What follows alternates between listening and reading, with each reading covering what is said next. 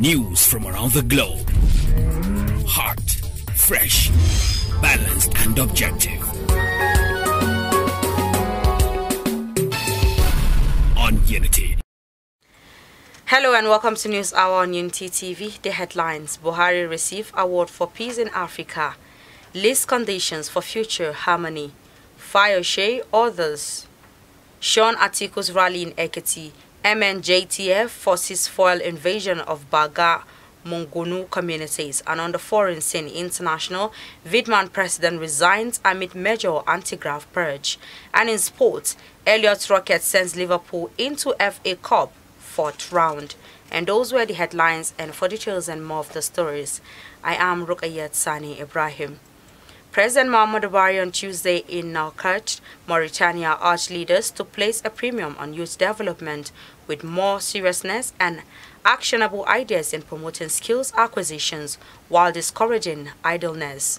Mr. Femi Adesina, the president's spokesman, in a statement said Buhari made the call while speaking at the African Conference for Peace 2023 on Tuesday.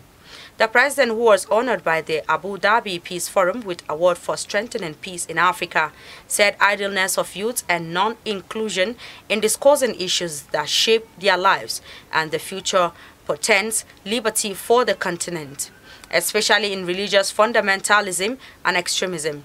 In his remarks, President of the Forum for Promoting Peace in Muslim Societies, Sheikh Abdullah bin Bayah, said the 2023 conference theme was based on the recommendations of the Nouakchott Declaration that emerged from the inaugural conference. The declaration, which aims to deconstruct the religious basis of extremist speeches and to limit violence based on religious arguments, was enshrined as a reference document in the Africa Vision for Peace at the 33rd Summit of Heads of State of the African Union.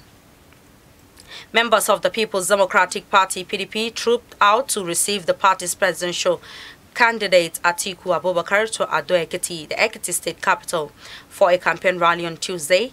Earlier in the day, commercial vehicles and motorbikes had been off the roads, leaving inter- and state commuters stranded. Although the PDP members alleged that the transporters did not work in a bid to frustrate those who might want to attend the rally, the commercial transport operators said their action followed statewide prayers observed by their associations. This was as a former governor of the state, Ayodele Fayose, former governorship candidate Bisi Kolawole, acting PDP state chairman Lanre Omolase, 7 of the 9 PDP National Assembly candidates and 20 of 26 House of Assembly candidates shunned the presidential rally.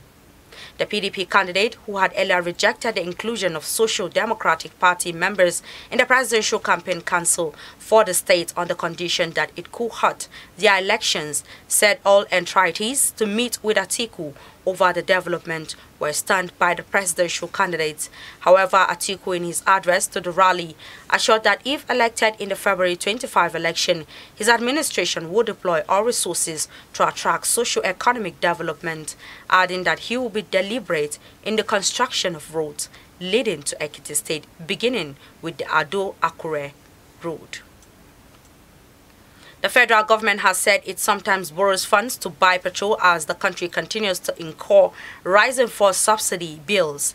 The government also confirmed that there was a possibility of global economic recession this year, but stressed that Nigerians' foreign exchange reserves were healthy enough to withstand the shocks.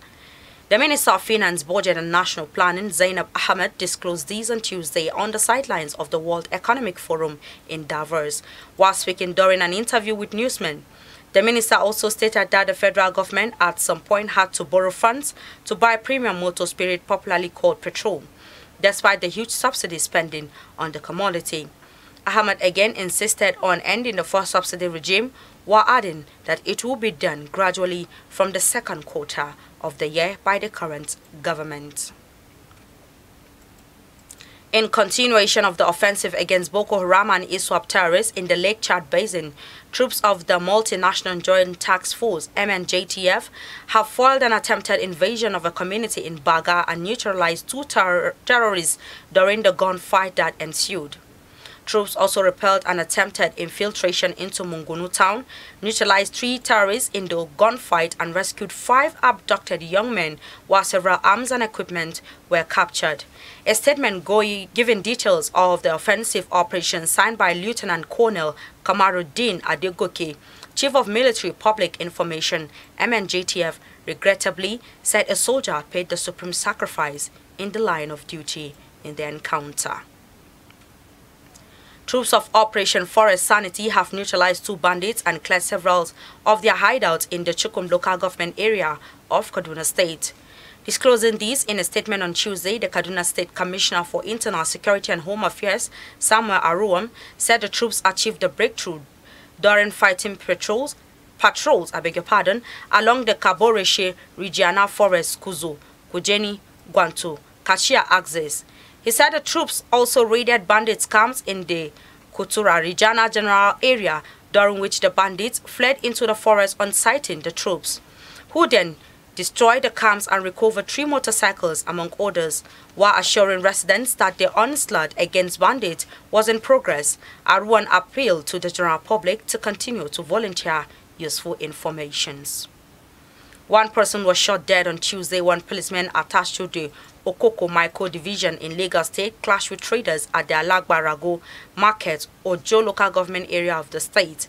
The police officers visited the market to arrest a suspect but came under attack from the large number of traders, which led to a clash between both parties. During the scuffle, one of the policemen fired his weapon, which led to one of the traders dead. Confirming the incident, the Lagos State Police Command Public Relations Officer Benjamin Hundeyin said an investigation had commenced into the shooting. The Independent National Electoral Commission has revealed that it will conduct mock accreditation nationwide ahead of the 2023 general elections. The INEC chairman Mahmoud Yakubu made the disclosure on Tuesday while speaking at the Clapham House, London. He said the mock accreditation will be carried out across selected polls units to ascertain the integrity of the bimodal voter accreditation system before the main elections begin in February. Yakubu, however, further revealed that every BVERS machine deployed across the 774 local government have been tested, adding that the functionality of the machines was impressive. He also stated that backup machines have been readily provided in case of system glitches. The National Agency for Food and Drugs Administration and Control, NAFDAC, has notified the public of 2 substandard contaminated cough syrups named Abronol and Doc 1 marks containing toxic ingredients. In a statement published Sunday on its website, the agency noted that the products were identified in Uzbekistan, a Central Asian nation, and reported to the World Health Organization (WHO). It defined substandard medical products as ones that fail to meet quality standards for specifications and are therefore out of specification. According to NAFDAC, laboratory analysis of samples of both products undertaken by National Quality Control Laboratories of the Ministry of Health of the Republic of Uzbekistan found both products contain unacceptable amount of diethylene glycol and or ethynyl glycol as contaminants. And on the foreign scene, Vietnam President Nguyen Xuan has resigned. State media said Tuesday, after days of rumors he was about to be sacked amid a major anti-corruption drive that have been several ministries fired.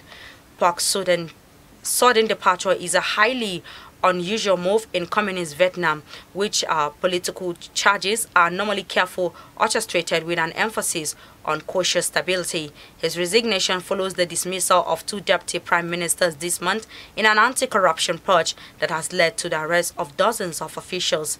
State news agency VNA said that Park took political responsibilities as leader when several officials, including 2 deputy prime ministers and 3 ministers, committed violations and shortcomings, causing very serious consequences.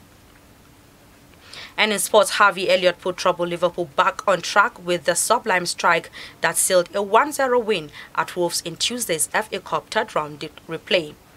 Jurgen Klopp's side came in for scathing criticism after losing their last 2 Premier League games in desultory fashion of Brighton and Brentford, but Elliott's brilliant long-range effort in the first half at Molineux secured a much-needed first victory in 4 games in our competitions. Ironically, Liverpool's reward for seeing off Wolves is a return trip to Brighton in the 4th round. With this story, we've come to the end of our bulletin for today. You can follow us on our social media handles at Facebook, Instagram, and Twitter at Unity Radio FM TV, respectively. I am Ruqayyat Sani Ibrahim. Thanks for watching and enjoy the rest of our programs. Unity.